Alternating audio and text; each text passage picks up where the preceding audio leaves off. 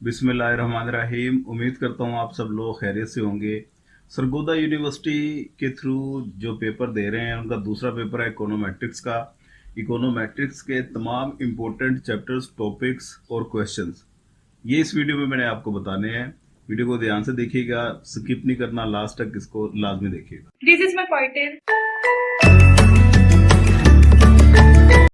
ले जी, video start करने से पहले लाहौर के जितने भी स्टूडेंट्स हैं रेगुलर बीए, बीएससी, बीएस या एमएससी ये करना चाह रहे हैं तो बहुत ही अच्छी एक यूनिवर्सिटी है डीएचए में, एनसीबीए एंड ई। इसके कई कैंपस हैं। डीएचए कैंपस इसका खास तौर पे स्टाफ बहुत अच्छा है, डेडिकेटेड तमाम टीचर्स हैं, हाईली एक्सपीरियंस्ड और हाईली क्वालिफाइड हैं, पीएचडी एमफिल सारी फैकल्टी है इनकी।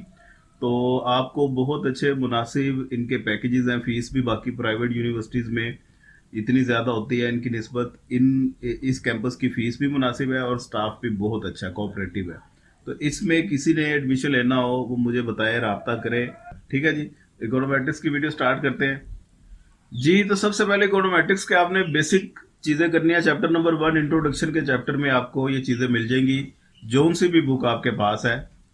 ये आपने इसका subject matter of econometrics, methodology for constructing econometrics model, ये चीज़ें, और स्कोप ऑफ इकोनोमेट्रिक्स, ये 3 चीज़ें देख लेनी है।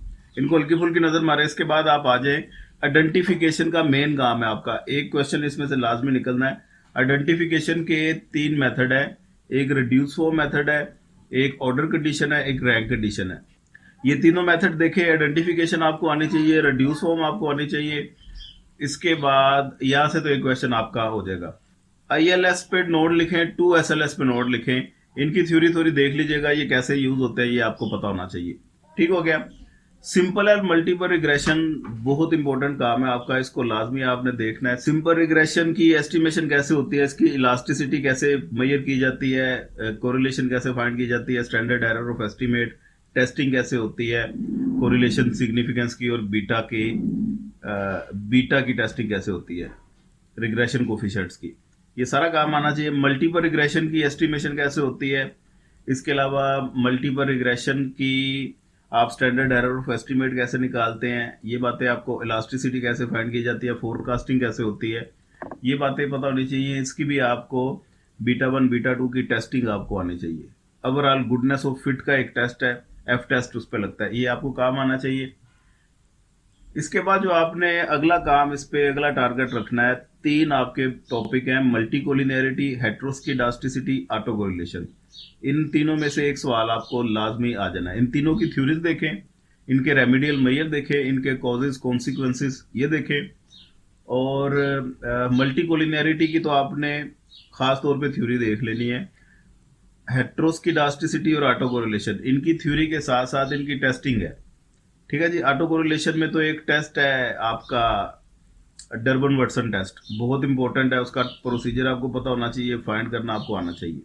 हेट्रोस्किडास्टिसिटी में 2 टेस्ट हैं, एक गोल्डफेल्ड का टेस्ट है, दूसरा स्पीयरमैन रैंक कोरिलेशन का है।